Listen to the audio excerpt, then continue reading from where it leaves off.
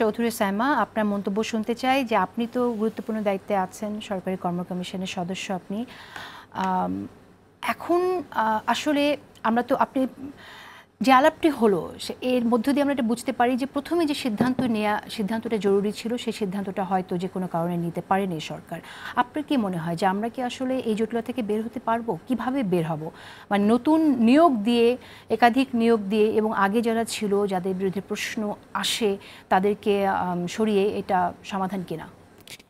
আচ্ছা, এখানে অপূর্বর কথার সাথে যদি আমি একটু যোগ করি, সেটা হচ্ছে কথাটাকে অনেকভাবে বলা যায়। আমি যদি বলি যে আসলে আমাদের দেশের যে আইনি কাঠামো যেটা বা একটা সংবিধিবদ্ধ প্রতিষ্ঠান যেগুলো আছে বা প্রশাসন যেখানে আছে, এখানে কাজগুলো না আমরা মানে যেমন আমিও এগুলার বাইরে যে আগে ছিলাম তা না, লেখাপড়া তো এগুলা নিয়ে করা হয়, কিন্তু লেখাপড়া করে জানা এক জিনিস আর কাজ করতে গেলে বাস্তবতাটা আরেক জিনিস। তাতে যেটা হয়, বাংলাদেশের প্রতিটা সিস্টেম এত বেশি আইনি জটিলতায় বাঁধা, তাতে একটা প্রাইভেট অর্গানাইজেশনে যেরকম আমি এক কথায় চাইলাম গোল্ডেন হ্যান্ডশেকে তুমি চলে যাও, নতুন অ্যাকসেপ্ট লাইক বসিয়ে দিলাম।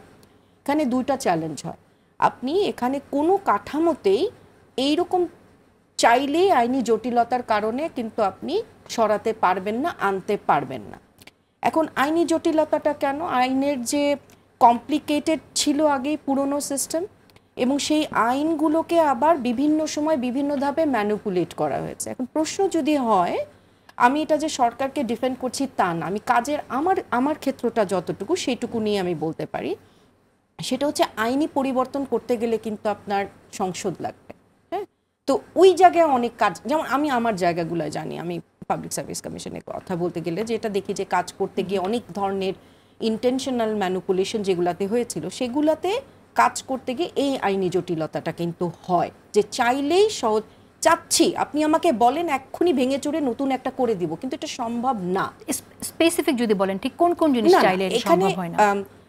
ব্যাপারটা হচ্ছে আপনি ধরেন আমি যদি বলি যে অ্যালিগেশন যেগুলো আছে, হ্যাঁ, তো অ্যালিগেশন যদি কারো নামে থাকে, আপনাকে এটা সিস্টেমের ভেতর দিয়ে যেতে হবে, তার এগেনস্টে 164 থাকতে হবে, নাহলে তো আপনি আউটরাইট কাউকে তোমাকে আমার পছন্দ না বলে আমরা তো এই সিস্টেমের জন্য আমাদের এই জুলাই গণঅভ্যুত্থান হয়নি, আমার পছন্দ না, আমার মনে হচ্ছে। আপনি কি আমাকে বিশ্বাস করতে বলেন যে একজন সচিব বা একটা সচিবালয়ের একজন সিনিয়র অ্যাডিশনাল সেক্রেটারি বা উচ্চপদস্থ যে কোনো কর্মকর্তা সে আওয়ামী লীগের ক্ষমতায় শক্তিশালী হয়ে বারবার প্রমোশন পেয়ে নানা রকম দুর্নীতি করেছে? সচিবালয়ে কী পরিমাণ দুর্নীতি হয়েছে এটা আমরা জানি। পুরো বাংলাদেশে আপনার প্রত্যেকটা প্রতিষ্ঠানে দুর্নীতি হয়েছে এবং তার বিরুদ্ধে ব্যবস্থা নিতে আপনি পারবেন না? এটা আপনি না, আমি সচিবালয় নিয়ে কথা বলতে পারবো না, ওখানে আমার অভিজ্ঞতাটা নাই। কিন্তু আমার প্রতিষ্ঠানে আমি কাজ করতে যে যতটুকু দেখেছি যে এই জায়গাটায় বলা এবং করার ভেতরে পার্থক্য আছে এই জটিলতাগুলোর কারণে। আমি আমারটা দিয়ে যে তাদেরটা বলছি তা না, আমি আমার কাজের ক্ষেত্র যতটুকুতে দেখেছি।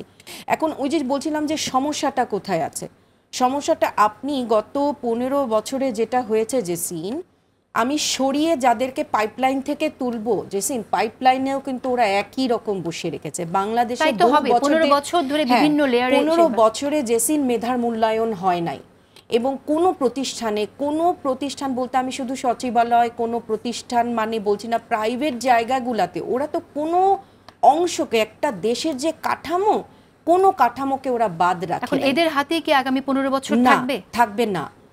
কিভাবে থাকবে না আমি এটাকে বলি, আমি এটাকে পলিটিক্যাল রেটরিক বলি না, আমি এটাকে অপটিমিজম বলি না, আমি এটাকে আমার দৃঢ় বিশ্বাসের ভেতরে রাখি। এই যে দেখেন, আমি আপনাকে বলি যে এই যে আমাদের এখন তো আওয়াজ উঠছে, এখন যখন সরকারের কোনো কিছু পছন্দ হচ্ছে না, মানুষ কিন্তু অনেক নয়েজেস হচ্ছে, আননেসেসারি কথা হচ্ছে, তার পাশাপাশি কিন্তু এই যে একটা কনস্ট্রাকটিভ ক্রিটিসিজমের ধারাও কিন্তু উঠছে।